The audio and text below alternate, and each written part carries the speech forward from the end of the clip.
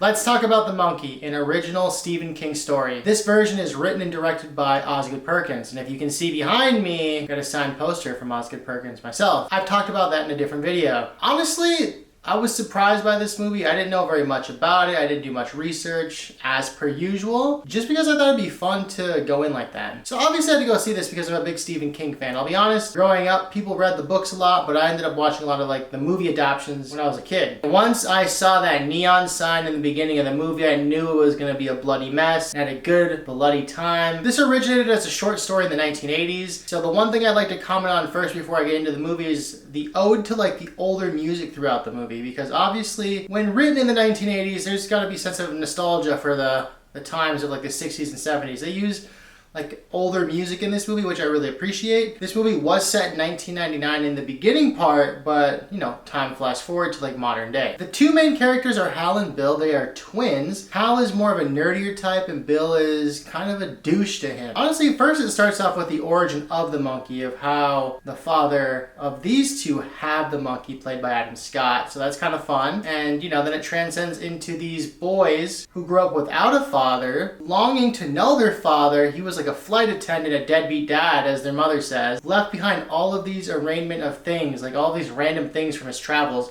And of course, this monkey is one of the things that they find. And this is when the story gets interesting.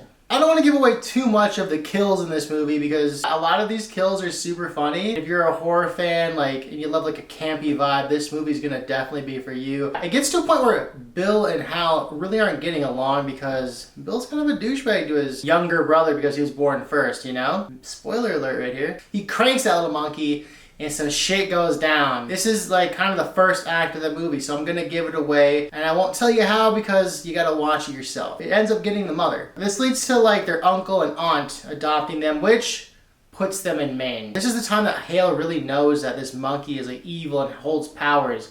And he lets Bill know about the powers. And you know, Bill's kind of like a wild card, so he's like, why not just crank this shit and somebody else dies? I'll leave it up to that. And this is when it pivots 25 years later and Hal and Bill are estranged and Hal is just working at some random ass grocery store and he has a kid that he sees once a year. The stepdad is the father of the year. And I'm not going to tell you who the stepdad is because to me, when I went in and saw who the stepdad was, to me it made it even more funnier than not knowing. But if you've researched the film, you're gonna expect a little bit of fun with this actor. So just to kind of give you a heads up, Bill and Hal are played by the same actor as adults. Hal picks up his kid and wants to spend a week with him and bring him to like an amusement park. But obviously some things go wrong. You know, deaths start to happen. Inklings of the monkey being back are about to happen.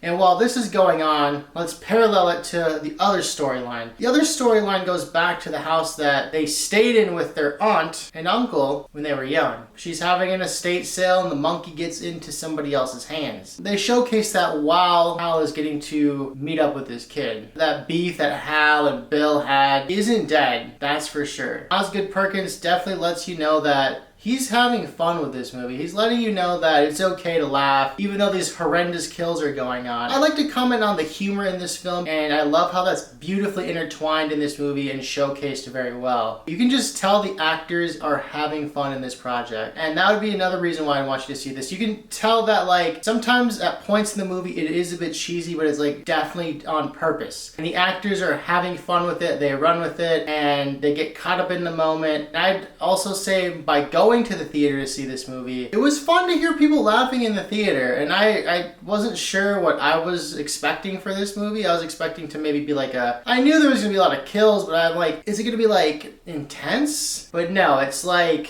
a fun, campy little vibe. And I really did like the ode to Maine too. You know, if you know Stephen King, he's always putting his stories in Maine. And I thought Osgood Perkins did a good ode to that by, it intermingles like modern day humor with this old timey vibe that Stephen King gives off. If you've seen anything adapted from Stephen King, you can definitely tell it has like the vibes. Like when I heard the music, I kept thinking of like the original It, or like Stand By Me, The Stand. Like I just kind of like gave that vibe off. I gave very much Stephen King, but Osgood Perkins definitely put his own spin on it, and it made it completely his own. The dialogue. There's one character I do want to bring up. This is kind of a random tangent. I love Hal's boss. Like, that character to me, he definitely needs like an honorary mention in this review because he's just a chill fucking guy. Meanwhile, you get that fun, angsty teenager energy from Hal's son. He's like left in the dark for most of the movie, but obviously you can't be left in the dark the entire time. When you do go to the theaters, I noticed this aroma, not like a literal aroma, but like this aroma of like, let's just stay in our seats. No one was leaving afterwards. I was about to straight up dip. I personally didn't know what was going on. But if you stay till the end of the movie, end credits, Osgood Perkins has a nice little sneak peek for an upcoming film. I won't say anything more.